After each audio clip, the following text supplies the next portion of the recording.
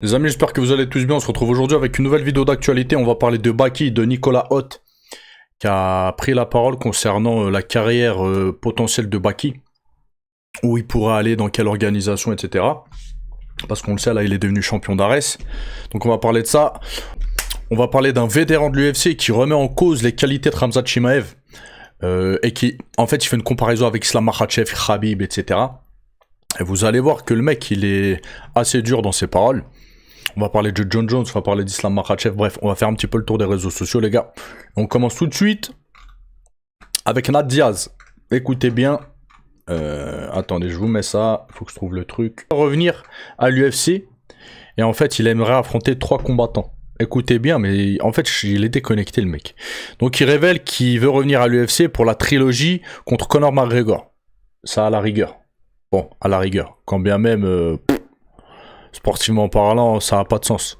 Après, bon, revoir Conor dans la cage, ça pourrait être sympathique. Même si on sait que sportivement, bon, voilà, quoi. Conor, il a la fin de sa carrière, quoi. Après, il a dit, ou un combat avec Max Holloway. Pourquoi pas. Pourquoi pas. Ou il y a Topuria, pour le titre BMF. Bon, là, il a craqué, là, le mec. Il a craqué, je sais pas ce que vous en pensez, mais... Donc il a dit quoi? J'ai l'intention de retourner à l'UFC. Conor et moi avons certaines choses à régler. Il faut que ça arrive. J'aimerais affronter Max Holloway ou Ilia Topuria pour le BMF. Vas-y, retourne faire le teuf russe là, frérot. T'as vu? Et laisse Ilia Topuria tranquille. On continue les amis avec Islam Makhachev. Bientôt à la retraite, son coéquipier dit tout. Donc comme j'étais revenu il y a pas longtemps, c'est vrai qu'on oublie très souvent l'âge de Makhachev, mais il a 34 ans les amis. C'est assez âgé hein, dans le MMA ou dans le sport globalement, hein, mais surtout dans les sports de combat, c'est assez âgé. Donc Josh Thompson, ancien combattant UFC et partenaire d'entraînement de Makhachev, s'est confié lors d'une interview. Il a dit « Je pense qu'il défendra son titre des poids welter une fois ». Donc il poursuit en disant que le protégé de Khabib Nurmagomedov pourrait suivre la voie de Khabib. À 34 ans, il comprend que le moment est venu. Il ne veut pas subir de lourdes pertes. Il veut pouvoir partir à sa guise. Donc là, la question, est-ce qu'il a parlé avec Islam Makhachev? Voilà, ça en discute tranquillement, la retraite, etc. Ou c'est lui qui donne son avis? C'est ça la question. Mais quoi qu'il en soit, les amis, Islam Makhachev, ça fait très longtemps qu'il combat. Vraiment très longtemps, hein, il a combattu toute sa vie. 34 ans, les amis, c'est vieux. Donc là, oui, je pense qu'il est plus proche de la retraite qu'autre chose. Voilà. En tout cas, voilà, tous les grands champions, les amis, il y a une nouvelle page qui se tourne. Tous les gros champions, ils vont reprendre la retraite, hein, que ce soit John Jones, Islam Makhachev, Dustin Poirier. Là, j'ai que qui me viennent en tête, mais il y en a plein en fait qui nous ont fait kiffer quand on était plus jeunes et tout. Ça y est, une page se tourne et j'ai l'impression maintenant les champions de l'UFC, les amis, ils sont éteints. Si on les regarde, si on compare les champions de maintenant aux champions d'il y a 10 ans ou 15 ans, voilà, c'est pas le même délire du tout. Hein. Continue les amis avec Paddy Pimblett qui a parlé d'un combat potentiel entre John Jones et Thomas Spinal.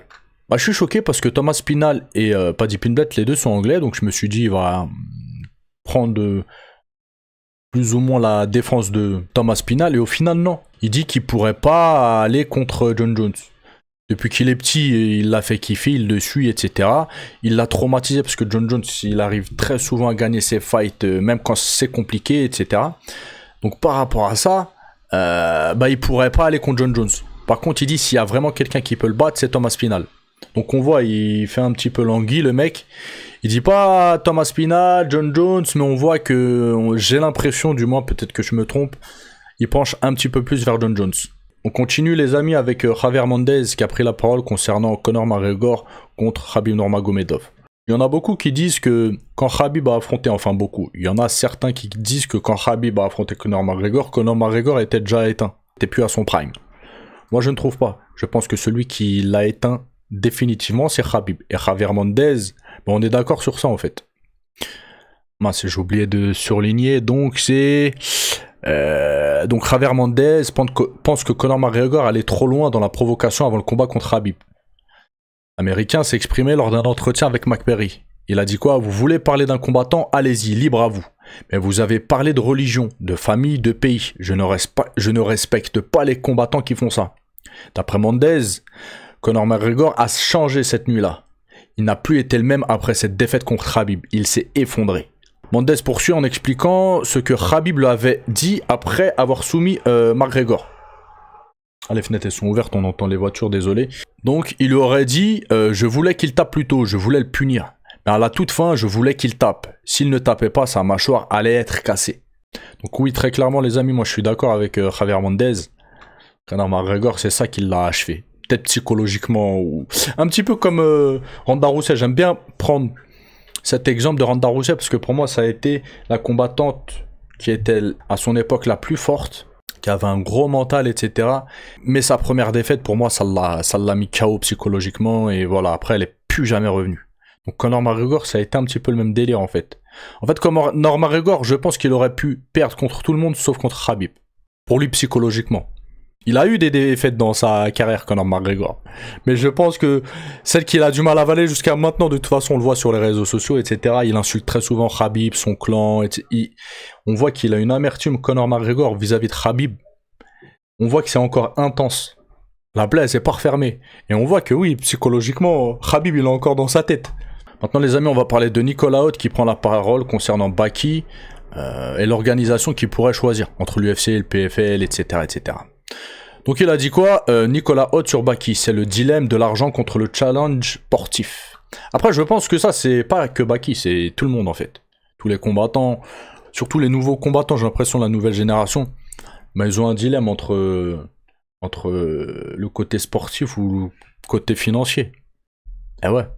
Donc il a dit quoi le dilemme? On le connaît, c'est le dilemme de l'argent contre le challenge sportif. Face aux propositions financières alléchantes du PFL, la tentation de sécuriser l'avenir à court terme est bien réelle, quitte à faire une croix temporaire sur les défis les plus relevés. Si les sommes évoquées au PFL sont telles qu'elles sont, bah peut-être qu'il va passer 1 an ou 2 au PFL. C'est vrai que moi je vais au PFL direct. On me propose 100 000 € par combat. Je dis oui direct les amis, regardez comparé à l'UFC. Faut arrêter les gars, même vous, m'y tenez pas les gars. Ceux qui critiquent, etc., que ce soit Baki ou Saladin Parnasse ou Cédric Doumbé ou des combattants qu'on choisit, l'argent, vous aurez fait pareil qu'eux. Les gars, regardez 100 000 balles ou 200 000 balles au PFL contre ce qu'ils propose l'UFC en début de contrat. Les gars, il n'y a pas photo, faut arrêter. Après bon, quand on a un gros statut, quand on a touché assez d'argent, quand bien même je pense que c'est compliqué de jauger en fait, c'est quand qu'on en a assez, quand qu'on en a pas assez. Après c'est tout à chacun ça aussi. Et quand t'as touché pas mal de billets, après bon tu peux te dire bon allez, j'ai envie de me tester, aller à l'UFC. Voilà. Comme par exemple Saladin Parnasse, il a 26, 28 ans Saladin Parnasse, 28 ans je crois c'est ça. Il pourrait se dire bon allez, je vais aller à l'UFC, voir ce que je peux faire, etc. C'est possible. Mais par exemple Baki, qui est beaucoup plus jeune, c'est normal s'il choisit le PFL, s'il choisit l'argent. Même s'il reste 3 ans au PFL, les gars, il aura que 26 ans. À 26 ans, il peut signer à l'UFC normal. Même à 28 ans, il peut signer à l'UFC normal. Il peut faire 5 ans au PFL, se gaver de ouf. Donc oui, pour moi, le mieux c'est signer au PFL, hein. Direct. Hein. Après, c'est que mon avis. Il y en a qui vont vouloir le voir à l'UFC, etc. Voilà, ça c'est tout à chacun. En tant que spectateur, je peux comprendre, vous voyez. Mais si on doit se mettre à leur place, bah voilà. Maintenant les amis, on va parler du vétéran de l'UFC qui remet en cause les qualités de Khamzat Chimaev et le compare à Islam Makhachev. Vous allez voir qu'il est un petit peu dur dans ses paroles. Donc Josh Thompson ne semble pas convaincu des qualités de Khamzat Chimaev. Et vous allez comprendre pourquoi. Donc il a dit on a vu où en est Gilbert Burns aujourd'hui. Kevin Holland a connu une nouvelle baisse de régime après sa défaite contre lui. Puis il a affronté Kamaru Usman à 1 semaine d'intervalle, en montant de catégorie. A connu des difficultés et a perdu le 3e round. Robert Whittaker, un combat très rapide, mais déjà blessé. Voilà, ça il y en a beaucoup qui l'oublient les gars. Il y en a même qui sont revenus dessus, qui a dit « Ouais, Robert Whittaker... » Non, il a fait une dinguerie, Khamzat Chimaev, mais Robert Whittaker était déjà blessé au Chico les gars. Il poursuit en disant « Chimaev est-il aussi bon qu'on le pense ?» Je le dis depuis longtemps, l'échantillon n'est pas assez important à mon avis. Donc pour lui, il n'a pas assez affronté de personne pour dire s'il est vraiment très très bon ou pas.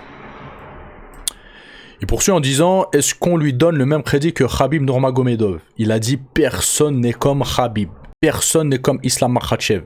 Khabib était très dur à fatiguer, il avait un très gros cardio en gros. Et est-ce que Chimaev est aussi bon que les gens le pensent, ou est-ce qu'on va bientôt avoir un contrôle de fraude avec Dricus du Plessis ?» Point d'interrogation. Ah, c'est ça la question, les gars. C'est ça la question. Après, oui, on peut pas le comparer. Il y en a qui disent Khamzat Chimaev meilleur que Khabib. Les gars, jamais. Jamais, ça n'existe pas. Ça n'existe pas, les gars. Khabib Nurmagomedov, meilleur combattant au monde. En termes de dominance de combat. Après, on parle pas du style. Moi, je préfère le style de John Jones. Voilà. Bon, je parle en termes de dominance. Il n'y a aucun athlète au monde qui a dominé ces combats comme Khabib Nurmagomedov. C'est simple. J'aime bien prendre cet exemple-là parce qu'elle est réelle. Trouvez-moi une vidéo où Khabib, tellement il s'est fait puncher, il a saigné. De la bouche ou du nez ou quelque chose. Même en striking, il avait tellement une bonne défense en striking qu'il se faisait à peine toucher, les gars. Et il était dominant de ouf. Et il y a toujours eu des lutteurs à l'UFC, dans le MMA, etc. Mais c'est lui qui a ramené cette lutte. Voilà, vous voyez, comme la menotte dagestanaise. C'est lui qui l'a mis au goût du jour. Vous voyez, il a révolutionné le MMA, le Khabib. Aujourd'hui, il y a beaucoup d'athlètes qui s'inspirent de son style pour combattre. Donc par conséquent, oui, pour moi, c'est le meilleur athlète au monde. Et venez pas écouter là, les rageux, là, les haters qui disent « Ouais, mais c'est une fraude, il a fait 15 combats. Ouais, si on l'écoute, lui et Islam Makhachev, ils sont mauvais. Ils ont pas de sol, vous voyez ce que je veux dire. Ce vétéran UFC, et en vrai, c'est pas, il est dur, il est réaliste en vrai. Il est réaliste. Voilà. Donc on va voir vraiment ce qu'il donne. C'est simple. Il y a deux possibilités, je pense, pour Khamzat Chimaev. Soit il gagne contre Dricus du Plessis, et là on pourra considérer que c'est l'un des meilleurs fighters au monde, avec ses lacunes, hein, ses défauts, etc. Soit il se fait rouler dessus, et sa hype, elle va tomber en fait. Elle va totalement tomber. Enfin, je pense, je suppose. Et il sera pas ce que beaucoup de gens prétendent en fait. Voilà. Donc vraiment, ce combat, j'espère qu'il va avoir lieu, qu'il va pas avoir de désistement, de blessures, etc.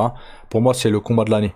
Bien avant Ilia Topuria, Islam Makhachev, etc. Pour moi, ce combat-là, actuellement, c'est le combat de l'année. Bref, c'est tout pour aujourd'hui, les amis. Je vous laisse. Je vous dis à plus tard. Ciao, ciao.